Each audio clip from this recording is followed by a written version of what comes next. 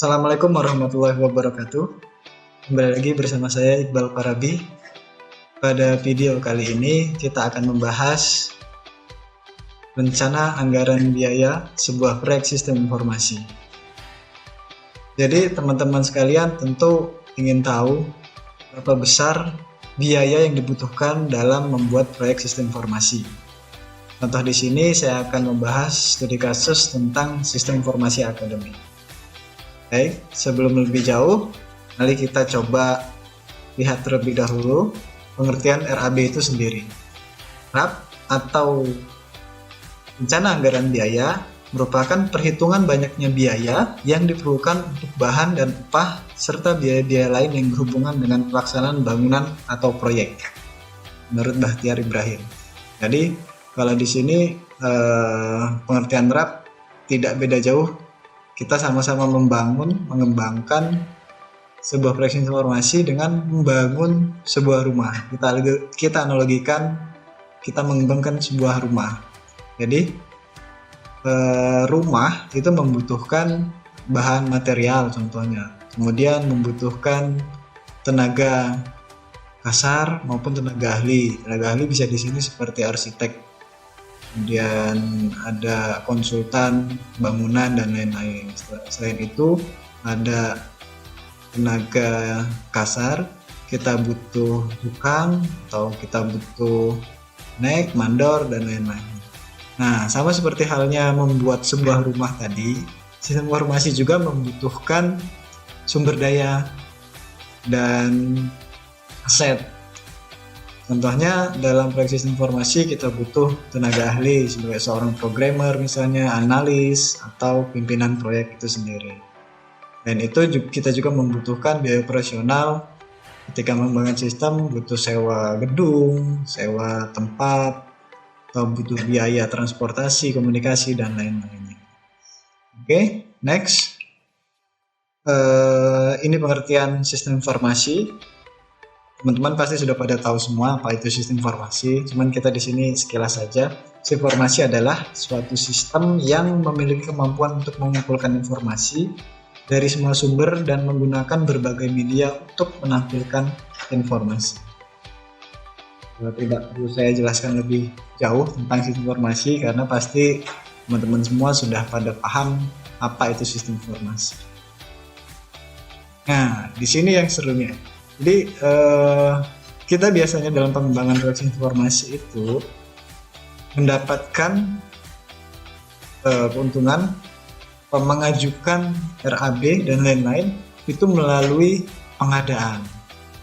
Contoh kita di pemerintahan pengadaan sistem, terus kalau misalnya di perusahaan sama pengadaan. Nah, di sini sebenarnya jenisnya pengadaan informasi itu masuk ke dalam jenis apa sih gitu kan pengadaan. Saya mengutip dari Perpres nomor 16 tahun 2018 di mana jenis-jenis pengadaan itu dibagi menjadi 4, yaitu pengadaan barang, kerjaan konstruksi, jasa konsultansi, jasa lainnya. Jadi ada 4 perbedaan. Nah, kita sistem informasi ini masuknya di mana sih gitu kan.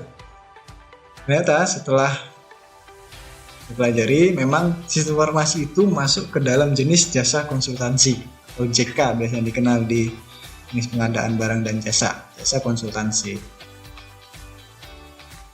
Nah, dalam sebuah pengembangan sistem, kita butuh acuan untuk menghitung sebuah RAB. RAB di sini kita akan berpedoman pada Inkindo. Nah, apa sih Inkindo itu gitu kan? Inkindo ini merupakan sebuah ikatan nasional konsultan Indonesia, itu singkatannya. Asosiasi Perusahaan Jasa Konsultan di Indonesia yang didirikan pada tanggal 20 Juni 1979 di Jakarta. Inkindo merupakan fusi dari Ikatan Konsultan Indonesia (Ikindo) yang didirikan pada tanggal 10 Februari 1970 dan Persatuan Konsultan Teknik Pembangunan Indonesia atau PKTPI.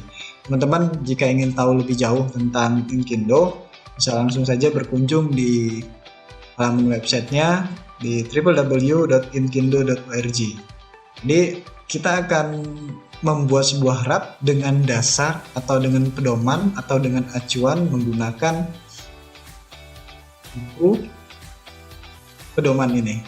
Jadi Inkindo memang dari 2005 kalau tidak salah setiap tahun memperbarui dan mempublikasikan buku ini sebagai dasar atau acuan dalam mengembangkan sebuah sistem informasi. Terus misalnya ada proyek tentang jasa konstruksi dan lain-lain. Nah, di sini kita bisa melihat seperti apa. Nah, komponen RAP itu sendiri berdasarkan pedoman standar minimal Inkindo itu dibagi menjadi dua, yaitu biaya langsung personil atau remuneration atau billing rate, dan yang kedua biaya langsung non personil atau direct cost. Apa sih ini? Yuk kita bahas. Nah, ini biaya langsung personil atau remuneration atau billing rate merupakan satuan biaya yang digunakan dalam jasa konsultansi yang sudah mencakup gaji dasar, beban biaya sosialisasi sosial, beban biaya umum, dan keuntungan.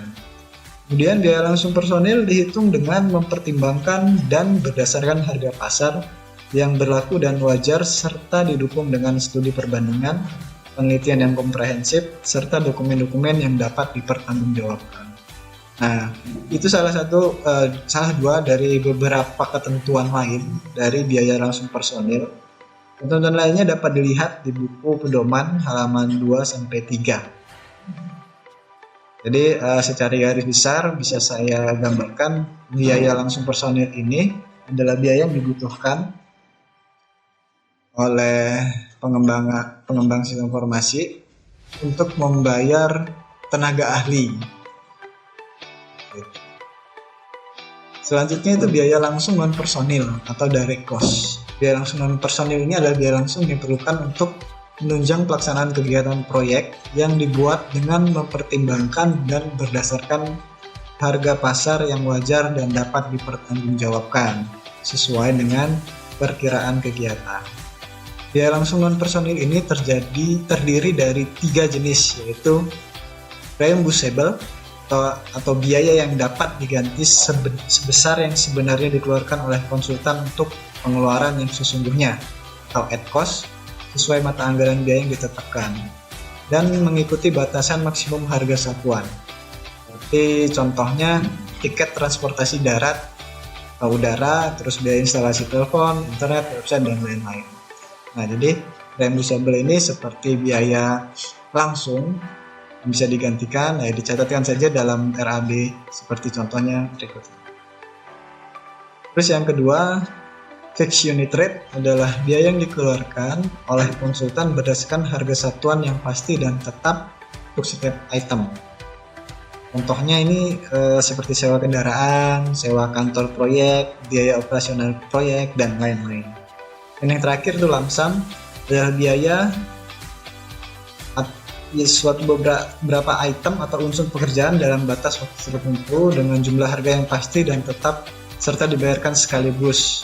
Nah, jadi kalau di sini contohnya pengumpulan data sekunder, konsultan mengikuti seminar, workshop, sosialisasi, training, dan survei, dan lain-lain. Nah, jadi kalau di pengembangan sistem kita butuh tuh ada namanya analisis kebutuhan ya. Jadi jika kita bisa menganalisis sendiri tanpa perlu membayar kolektor data sekunder, jadi bisa kita langsung bebankan di tenaga ahli. Cuman jika kita membutuhkan outsourcing atau orang di luar, nah kita masukkan di sini tenaga untuk kolektor tadi atau pengumpul data sekunder itu bisa kita bayarkan dan kita masukkan ke dalam rak sistem informasi kita. Nah, dari table 2.2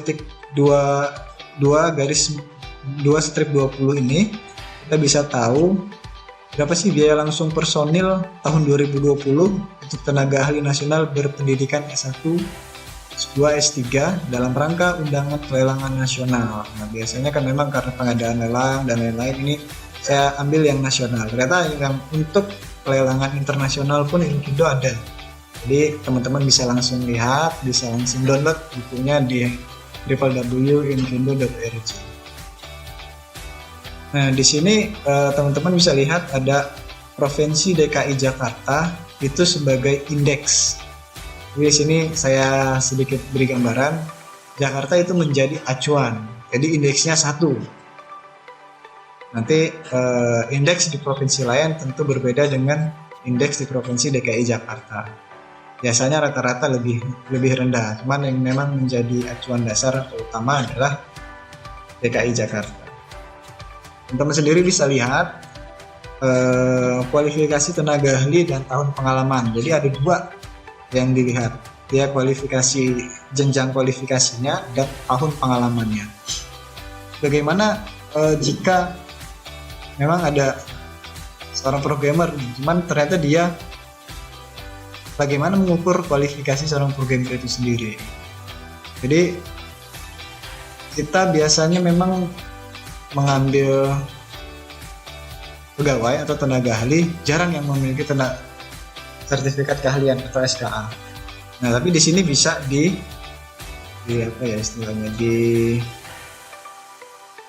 dinilai berdasarkan strata dan tahun pengalaman tenaga ahli tersebut. Di sini kalau sebagai contoh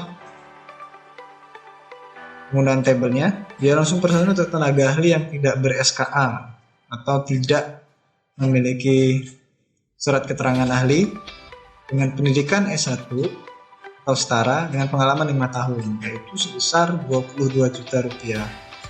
Jadi tenaga ahli tidak ber-SKA dengan pengalaman 5 tahun itu sebesar 22 juta. Selanjutnya coba sebagai contoh, dia langsung personil untuk tenaga ahli muda, pendidikan S1 setara dengan pengalaman 5 tahun itu sebesar 25 juta. Nah, kalau bisa dilihat di sini ada selisih ya gitu ya. Jadi dia yang ahli muda dengan ada sertifikat keahlian sama 5 tahun nih, cuman selisihnya sekitar 3 juta rupiah. Jadi kawan-kawan, penting nggak sih kita ikut sertifikasi keahlian? Jawabannya sih menurut saya penting gitu, karena memang kalau kita ingin lihat dari rate ini itu terlihat perbedaannya gitu kan.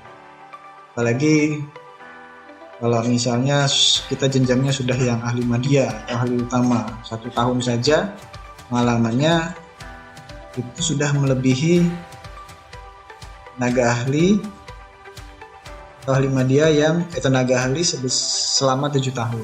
Oke. Jadi kawan-kawan bisa coba sertifikat keahlian. Nah, di sini tentunya strata itu sangat memiliki peran yang menonjol selain tenaga sertifikat tadi. Nah, strata sangat jauh perbedaannya. Kalau kita lihat coba di ahli muda, dia 1 tahun, S1 19 juta, S2 28,250.000,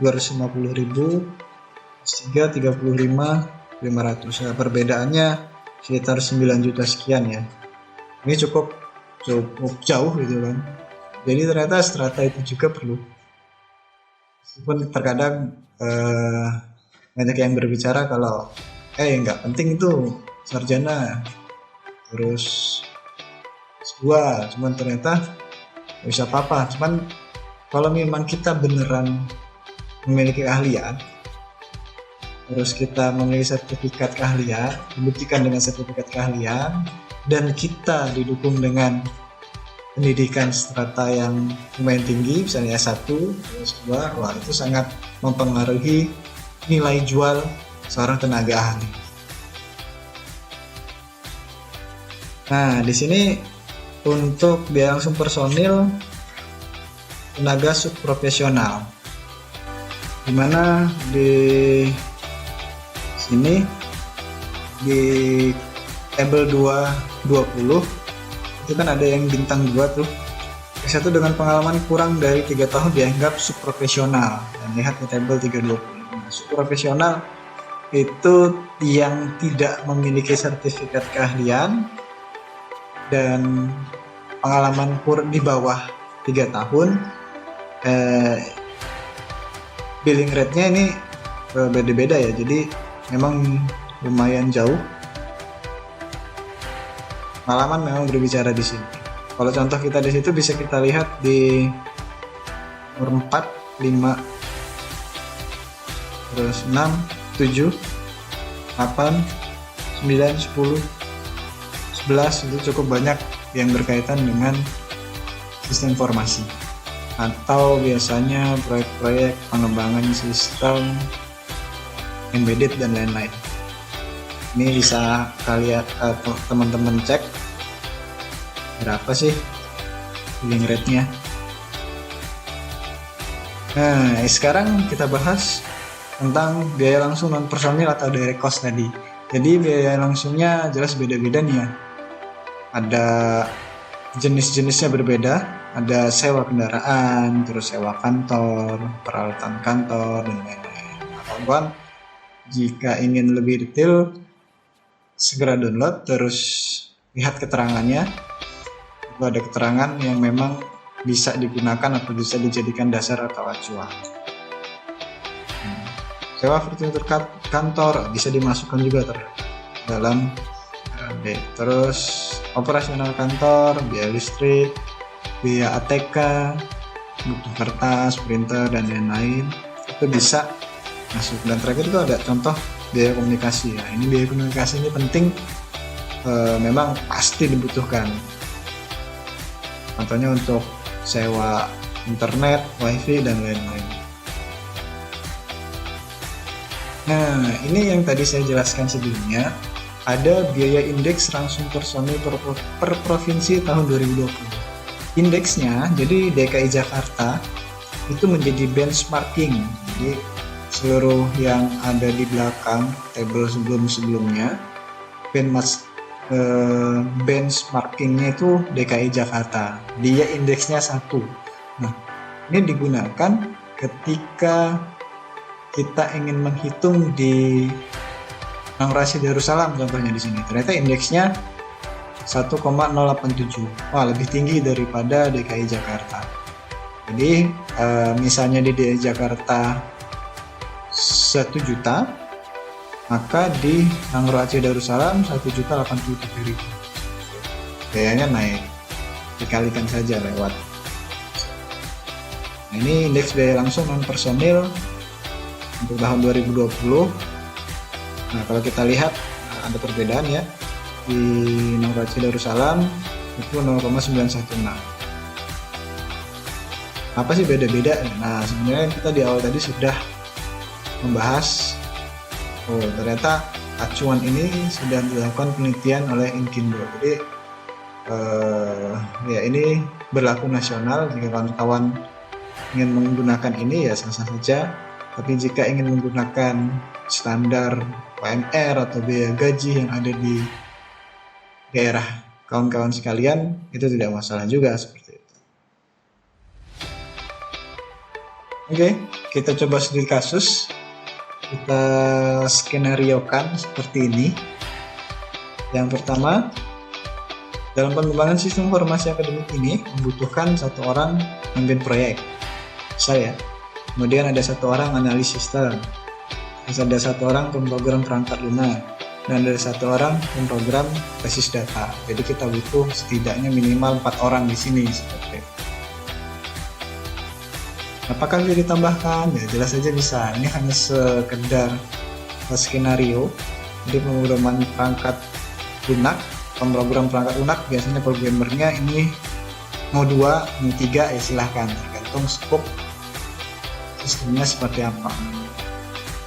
Selanjutnya biaya operasional kantor, terus ada biaya ATK dan biaya pelaporan. Estimasi pengembangan sistem selama 4 bulan. Jadi kita coba mengembangkan sistem informasi akademik ini selama 4 bulan. Kemudian pengembangan sistem dilakukan di Provinsi Lampung. Lampung memang provinsi saya. Kita coba untuk kita skenarikan, kita simulasikan berapa sih biaya yang dibutuhkan dalam pengembangan sistem informasi akademik. Nah, muncul RAB atau Rencana Anggaran Biaya Pengembangan Sistem Informasi Akademik. Nah, seperti yang telah saya sampaikan sebelumnya, itu kita butuh minimal 4 orang tenaga ahli. Terus ada jumlah satuan, volumenya berapa bulan, terus harga satuannya berapa, jumlahnya, total. Ternyata ada biaya tenaga pendukung. Nah, ternyata kita butuh sekretaris. Sekretaris biasanya digunakan untuk buat laporan ya. Seperti itu. Yang kedua, biaya langsung non personil. Biaya langsung non personil ini contohnya tadi kita biaya operasional kantor, butuh kantor utama proyek, terus butuh komunikasi, butuh biaya TK dan biaya pelaporan. Di jumlah dan di total jumlahnya 56.164.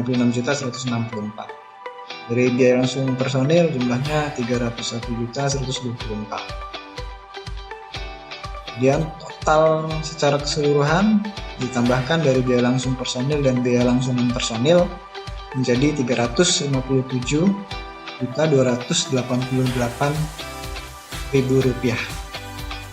Nah, di sini keterangannya, tenaga ahli muda, pendidikan S1 setara, pengalaman 5 tahun, tenaga ahli tak yang analis sistemnya itu tenaga ahli yang tidak bersertifikat keahlian, pendidikan S1 setara, pengalaman 3 tahun, nanti bisa dicek di tabel sebelumnya. Terus programmernya ini tenaga ahli muda, ada SKA berarti dia, pendidikan S1 setara dan pengalaman 4 tahun. Terus pemrogram basis data, tenaga ahli tidak ber-SKA, pengalaman 2 tahun, pendidikan S1 atau setara. Kita kalikan saja harga satuannya. Tenaga ahli ini beda-beda sesuai dengan keterangannya ini. Jadi kalau misalnya dia tidak ber-SKA, terus pengalamannya sekian tahun, itu jelas berbeda. Jadi kawan-kawan bisa langsung kalikan, dan jumlahnya bisa dilihat. Totalnya untuk tenaga ahli 301.124. Nah, di sini untuk kantor utama biaya listrik, terus telepon dan internet dan lain-lain. Biayanya berapa? 357.288.